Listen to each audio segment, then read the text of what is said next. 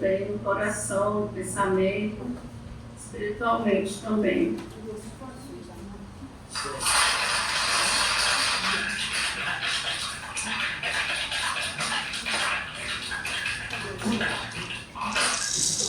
Então, passamos a palavra E toda que está tão perto e tão longe ao mesmo tempo.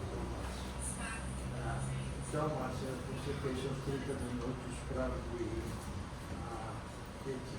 Obrigado desde já.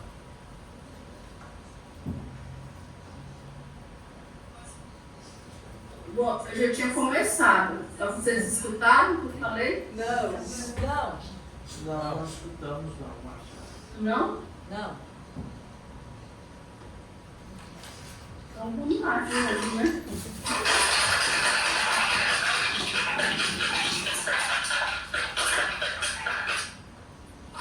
Eu falei que eu estou distante geograficamente, mas estou perto no pensamento e também espiritualmente. Que trago aqui o som do maracá, né, para trazer toda essa força, né, dos nossos antepassados e nossas antepassadas. E como bem explicado na dissertação da Letícia Paiaiá, esses encontros não são só encontros nossos, né? Encontros de nós que estamos aqui agora, mas são encontros por meio de nós, encontros dos nossos antepassados. Aqui então estão se encontrando os antepassados Mura, antepassados Tupinambá, antepassados Paiaiá e de tantos outros antepassados diferentes que estão presentes nessa dissertação. Quero deixar aqui o meu Nemeguera, muito obrigada, né, por estar presente aqui e fazer parte de todo esse processo de construção com esses nós que a Letícia vem tecendo, né? Então, para mim muito importante estar nessa defesa, né? Dessa universidade, da qual eu também sou parte, né?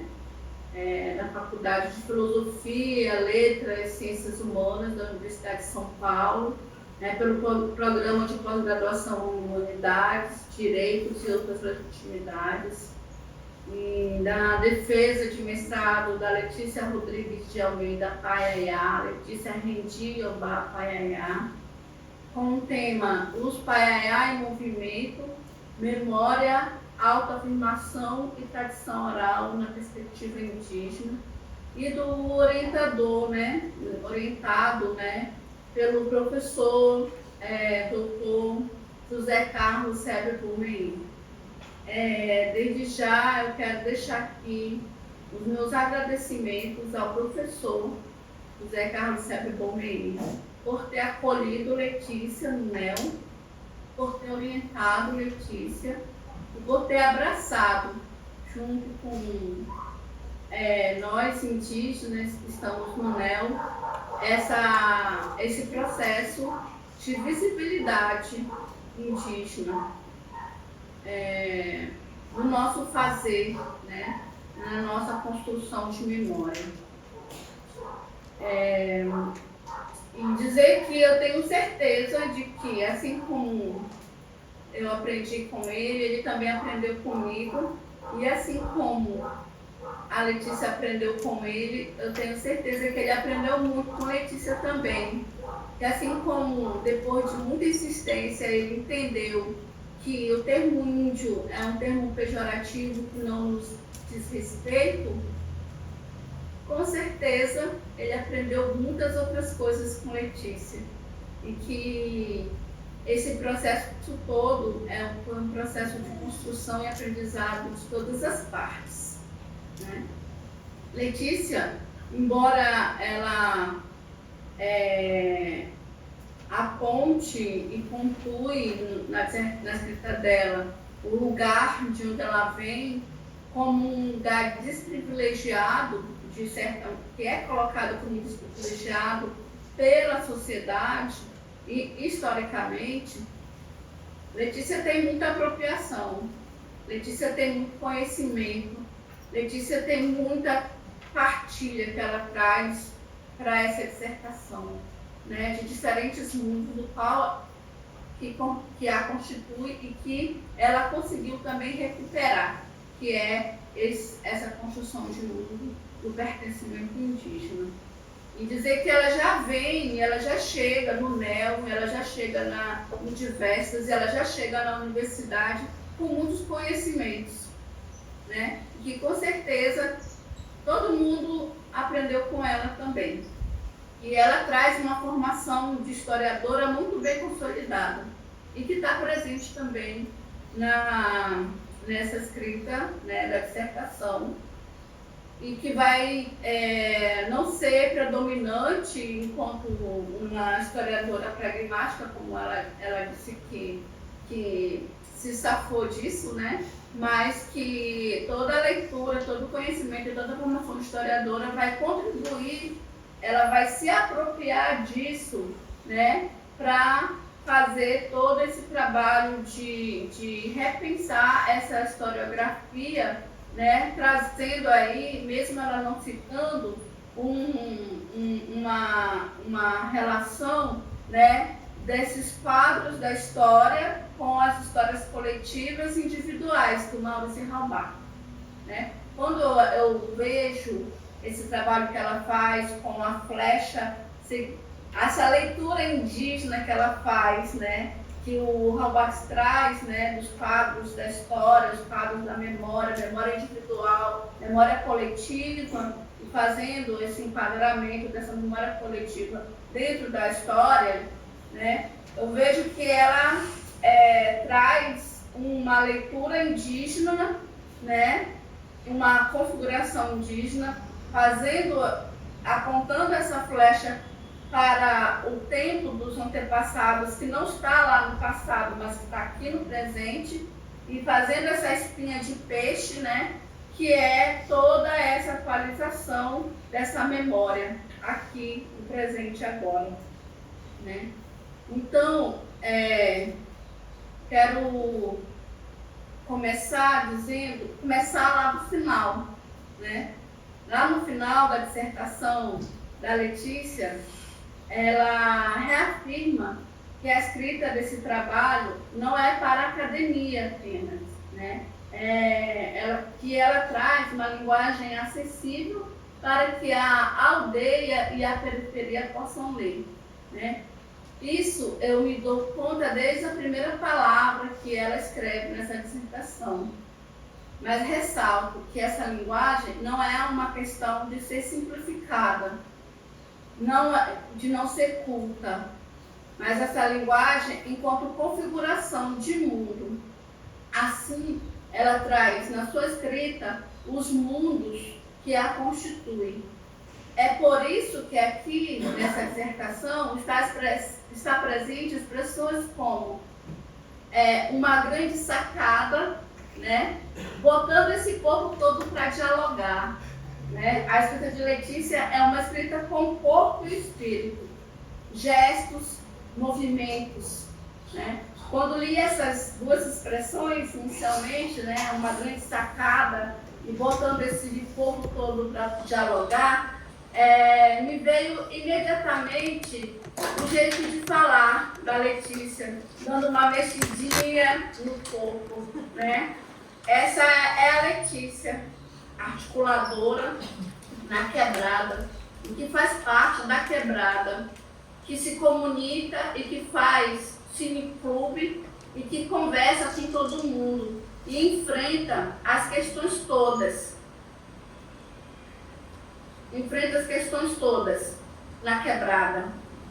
Toda a configuração de mundo de Letícia está corporificada nessa dissertação. Por isso, quero trazer logo de início um trecho onde ela mesmo pontua isso lá na página 54 da dissertação dela, quando ela diz: eu sou uma, abre aspas, eu sou uma mulher periférica, sou referência dentro do bairro onde eu nasci e para indígenas, mulheres e homens de várias etnias que moram tanto nas cidades ou nas aldeias, pessoas que têm em comum e como principal referência a linguagem coloquial, as gírias, as palavras em tupi, em guarani. Pessoas que se comunicam pelos sons da mata, da floresta, pelo chiado das águas, pelo chicotear do trovão que anuncia a força da chuva, pelos ritmos do baile, funk, do samba, do estrondo sonoro do tiro ou era uma bomba? O que foi isso? Será que morreu alguém? De viver como der para viver. Na página 24, isso tudo está, né? Eu quis trazer aqui para o começo, porque isso tudo está corporificado nessa escrita. E assim como a linguagem enquanto configuração de mundo da quebrada, que ela atualiza aqui, está também toda a recuperação que ela vai fazendo na relação com os parentes, até se encontrar com o seu povo, né? Os cantos sagrados, né? E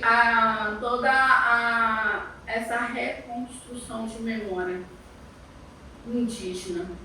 Né? Letícia dá conta do diálogo com a base, dos enfrentamentos do processo de autodeclaração, dos atos em defesa dos direitos dos povos indígenas, do levante indígena na USP e dá as respostas para a academia. Sua pesquisa está dentro dos requisitos científicos que exige a academia. Tem hipótese levantada e comprovada, objetivos propostos e realizados, fundamentos da ciência indígena e não indígena. Aliás, uma coisa que nós indígenas sempre fizemos foi ciência. Temos tantas ciências e que são muitas delas apropriadas pelos cientistas da academia.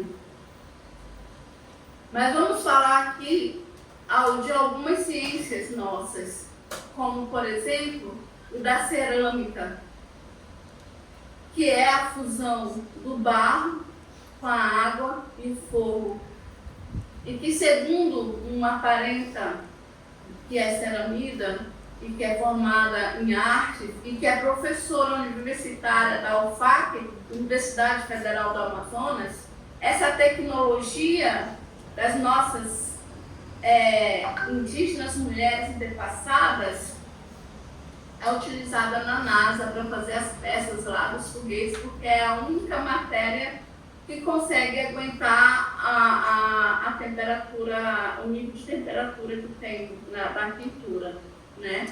Isso ela falou para a gente numa vivência das mulheres de Barros aqui no Baixo Madeira, para dizer o quanto que a academia, a ciência não indígena, muitas vezes desqualifica o nosso conhecimento, aonde, por exemplo, na minha comunidade, não foi repassado essa tecnologia de fazer as panelas de barro, porque eram feitas pela minha avó, pela minha tia-avó, pela minha tataravó, mas veio a colonização, veio o conhecimento não indígena dizendo que isso não servia, que era desqualificado. E veio as panelas de alumínio para substituir as nossas panelas de barro. E que hoje as grandes tecnologias não indígenas fazem uso dela. Então, ciência nós temos muitas.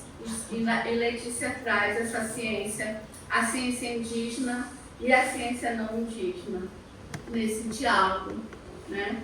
E quero também trazer presente, né, que desde a introdução do trabalho da dissertação da Letícia, ela já traz aqui, pontuando as hipóteses, né, as problemáticas, né, o tempo todo ela mostrando essa cientificidade, né? Afinal de contas, toda pesquisa científica nasce de uma curiosidade, né? Nasce de um interesse. E Letícia, desde a apresentação, vem pontuando essas curiosidades de compreender e localizar, né, na sociedade o significado de ser descendente de indígenas, né?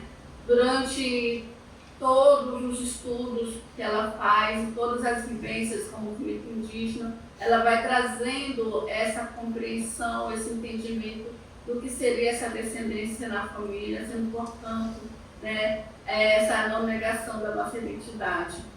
Ela define, ela traz, né, eu fiquei assim muito admirada e feliz, né, e vejo aí a intervenção e colaboração do nosso orientador em instigar, né, Letícia, a pensar sobre essas questões, por exemplo, da ancestralidade, que é uma questão que ele sempre nos questionou sobre esse termo, né, com todas as razões necessárias de questionar, para pensarmos e para darmos uma resposta para a academia. E ela deu uma resposta muito boa para a academia sobre a ancestralidade, que de fato, nos tempos modernos, como tantas outras coisas, vem sendo apropriada e vem sendo esvaziada e vem sendo colocada de uma forma também de comercialização.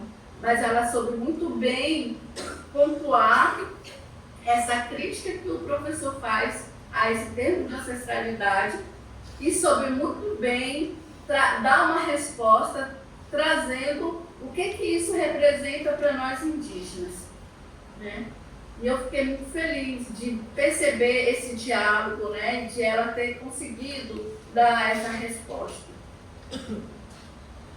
E então eu começo por aqui, né, por trazendo essa, digamos assim, me sentindo nessa obrigação, né, enquanto indígena, mulher, doutora, que também faz parte da academia, de legitimar o trabalho de Letícia como um trabalho científico. A ciência indígena em diálogo com a ciência da academia. Né? E, feito isso, eu quero trazer algumas impressões, né? Escrevi esse primeiro texto correspondendo àquilo que o professor Sérgio sempre nos cobrou, né? Ter um texto.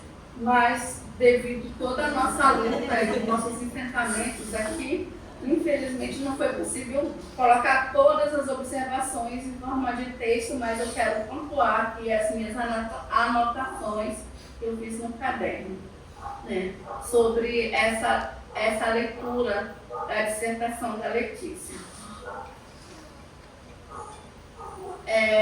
Quando ela fala que não trouxe, né, muitas referências bibliográficas, eu percebo essa preocupação dela, né, com a cobrança que a academia faz das citações teóricas e tudo mais, né? Mas o trabalho da Letícia, sim, tem bibliografia, sim, tem referência teórica.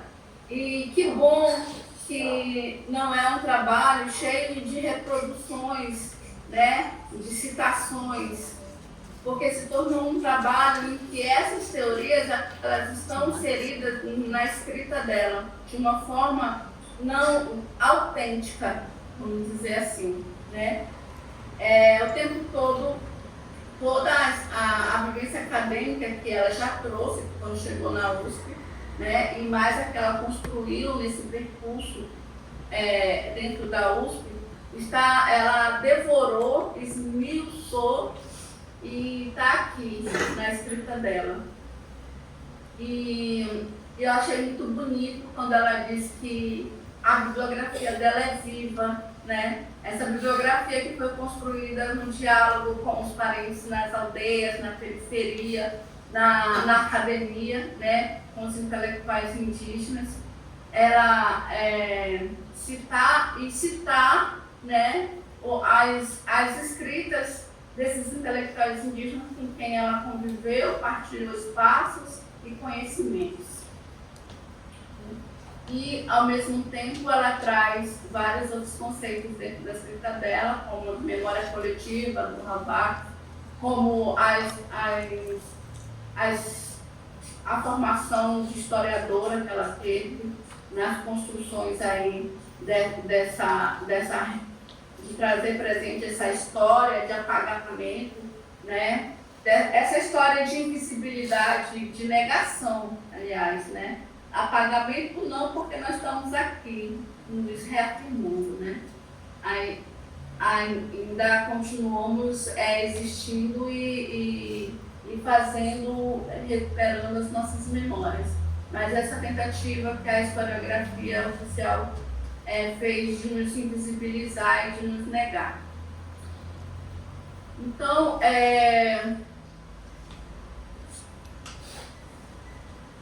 eu quero trazer agora as observações que eu fiz, né? Tem duas, logo de início, eu também tive alguns impactos, né? Inicialmente, quando comecei a ler a dissertação da Letícia. Por exemplo, quando ela traz, ainda lá na introdução, quando ela fala assim, compreender uma outra maneira de se ver no planeta, né? Aí eu fiquei pensando assim, ela trouxe uma concepção geográfica, né, assim, um termo planeta, porque ela não trouxe uma concepção nossa, indígena, né? Mas aí eu lembro do Ailton Krenak, né, que ele faz muitas reflexões usando essa linguagem também para despertar essa consciência, né, dos não indígenas, que esse planeta é a nossa mãe terra, que ele tem vida, que ele respira, e que se a gente seguir nessa mesma perspectiva destrutiva, esse planeta ele não vai resistir. E esse planeta para nós é a mãe terra, né? Agora, quando ela fala sobre a mão de obra sem remuneração, aí eu vejo que é um conceito capitalista, né? De um tempo da idade moderno, contemporâneo, e que mesmo que lá na colonização não houvesse esse conceito de mão de obra, né, que é um conceito marxista, né, da mão de obra, da exploração do trabalhador, da mais-valia, da remuneração, mas uma coisa que a gente discutiu num outro momento, com uma outra parenta, sobre o que os historiadores costumam chamar de ahistórico. Alguém com uma leitura marxista poderia dizer que esse termo que ela está usando é ahistórico porque não existia esse conceito, né, na época, no período colonial. Mas uma coisa que a gente já conversou entre nós indígenas é que não existe ahistórico para nós. Primeiro porque essa história, né, não indígena, não é a nossa história, né? Não é a nossa memória.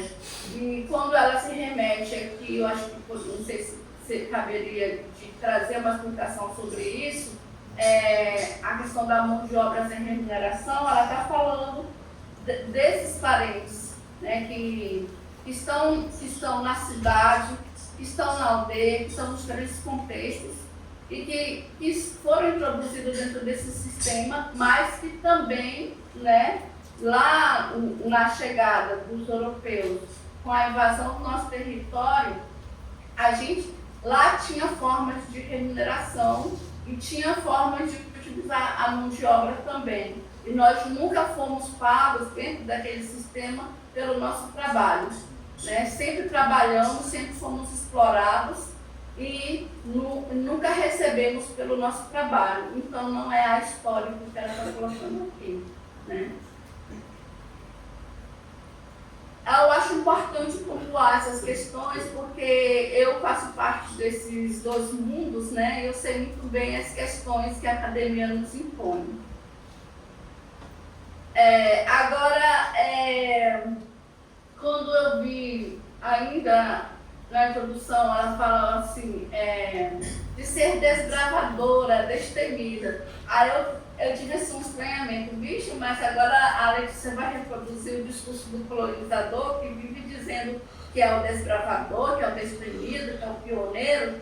Aí depois fiquei pensando, é isso aí, vamos utilizar essa narrativa do colonizador que diz que é o primeiro que chegou aqui, que é o pioneiro, que é o desbravador, que é o destemido. Isso está no nosso hino de Rondônia, sobre os bandeirantes. Porque nós sim somos os pioneiros. Nós sim podemos dizer, de alguma maneira, que somos desbravadores, se é para utilizar uma palavra do colonizador, embora eu acho que essa palavra não diz respeito, né? Nós sim somos destemidos. Então, assim, essas palavras que a Letícia traz também me causaram estranhamento, mas também me causaram deslocamentos e questões para pensar, né, sobre essa apropriação também da fala dos colonizadores. Pode falar, professor. Eu não estou escutando. 5 minutos mais. 5 minutos mais.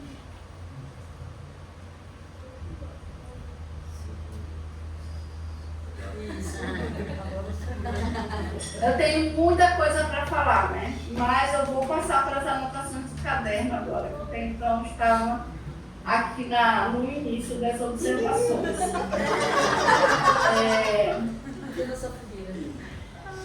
Pensar a questão de passado e futuro na perspectiva indígena, né? A Letícia traz como referência aí o Krenak, né? Dentro das nossas discussões indígenas, a gente tem discutido muito sobre essa questão do futuro ancestral, mas não como uma mesma referência de futuro, né, para os não indígenas. Quando a gente está trazendo a ideia de futuro, a gente está trazendo essa, digamos assim, esse contraponto à ideia que se construiu historicamente de que nós íamos desaparecer, né? Que hoje não existiria mais indígenas.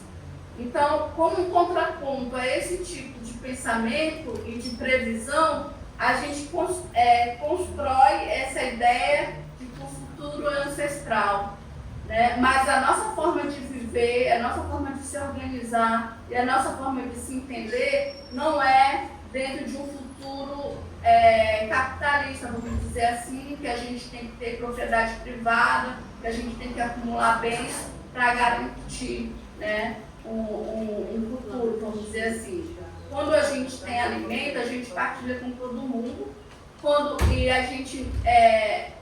pode, a gente partilha também os espaços de vivências, as casas e o que temos. Ainda essa coisa do acúmulo, né? Ainda não, mesmo com toda a interferência capitalista, ainda não tirou de nós essa ideia de que somos do presente, estamos no presente e lutamos para continuar existindo em todos os presentes.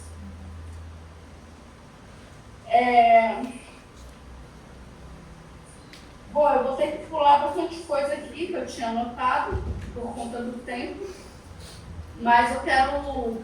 eu sei que a Letícia traz uma linguagem que ela quer dar essa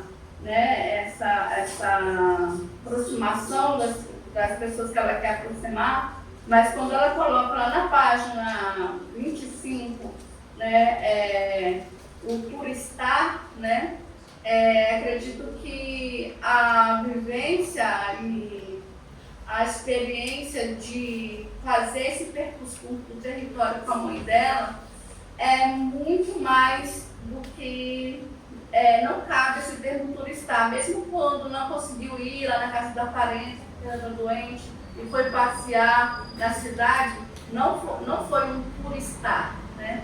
o tempo todo vocês estavam fazendo aquilo que todos os indígenas fazem desde os antepassados, percorrendo pelo território. E isso não é por estar. Né?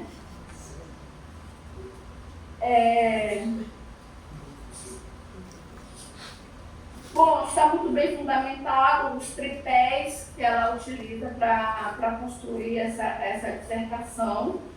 Tem algumas observações aqui que depois pode ser passada, mas eu gostei muito dessa sistematização do tripé que ela traz, né? Caserna do Arthur, aldeia e cidade, Iacuí, útero e aldeia, Maciamura, mulheres, indígenas e academia. Né? E as categorizações que ela traz, né? Acredito que os nós, enquanto nós de coletividade e os nós de coisas que precisavam ser resolvidas, eles vêm muito mais como meras palavras, eles vêm como conceituações, né? Dentro da dissertação dela.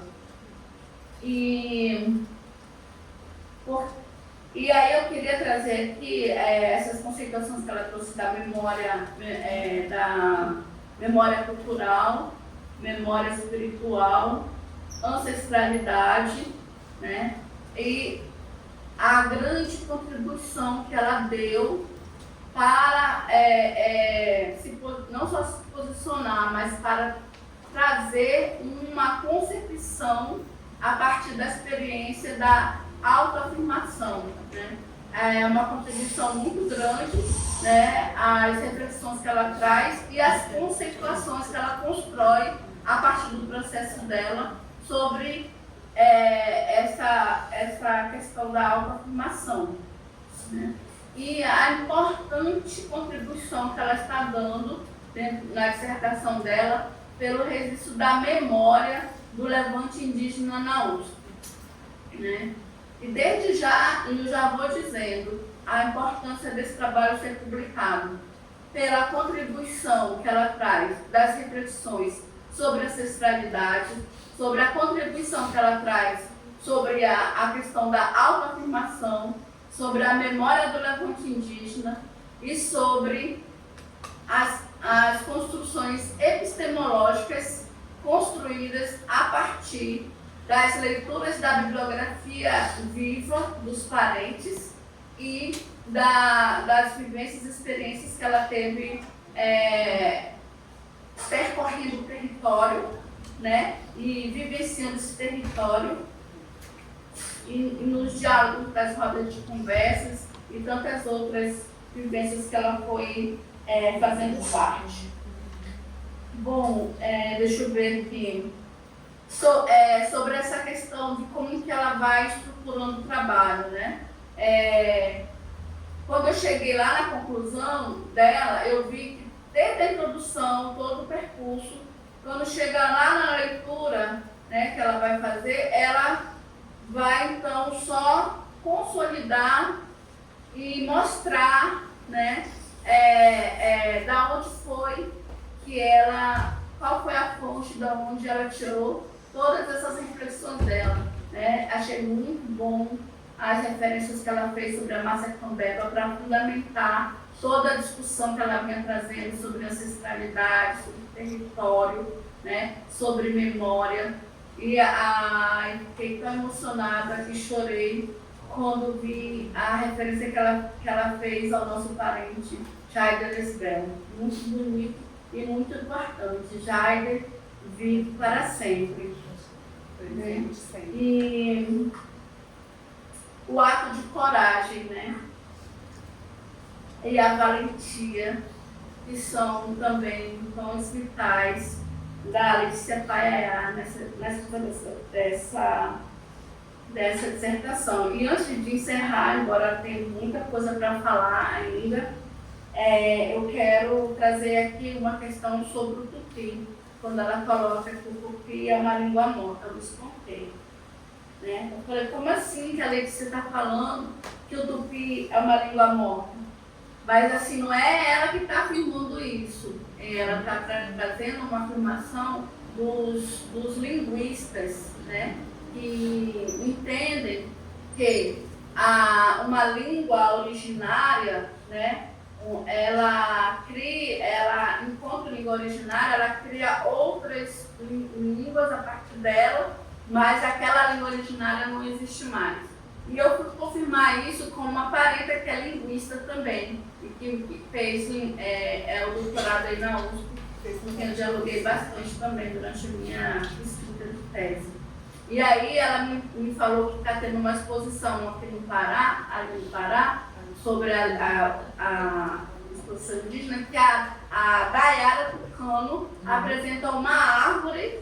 Essa árvore representa o tronco linguístico tupi, os galhos com os frutos são as várias línguas que nascem, né, desse tupi, né, que abriga, né, as várias línguas.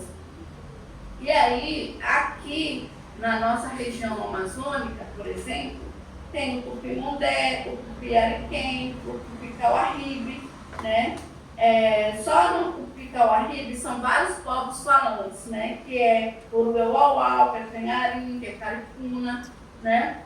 E uma das coisas que eu também defendo, e que eu já comprovei isso também com os trabalhos que eu fiz enquanto educadora e professora nas escolas aqui no Baixo Madeira, em contexto ribeirinho, é que a nossa configuração de mundo, ela é tupi, ela não é portuguesa. Quando eu peço para os meus alunos desenharem e nomearem todas as coisas que fazem parte da cultura que eles vivenciam, como eles nomeiam o nome das plantas, das árvores, dos peixes, dos objetos, o que vem de nomeação é tudo tupi, né? Então, a conclusão que eu chego, por exemplo, sobre nós Mura, é que além de a gente ter sido aportuguesado pela língua portuguesa, nós fomos tupinizados. Infelizmente, a língua Mura, ela foi tirada de nós ainda no século XVIII, mas ela se mantém,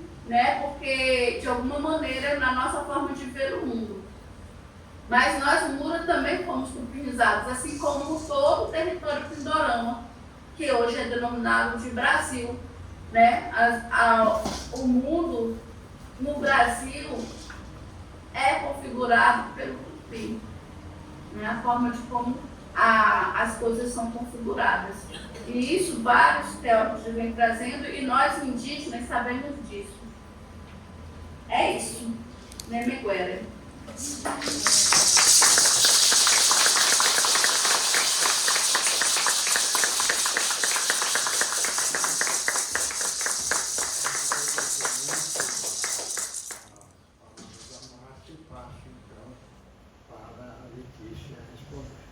Não, professor, faz o bloco. Pede o bairro também, está longe? Eu prefiro. Então, passamos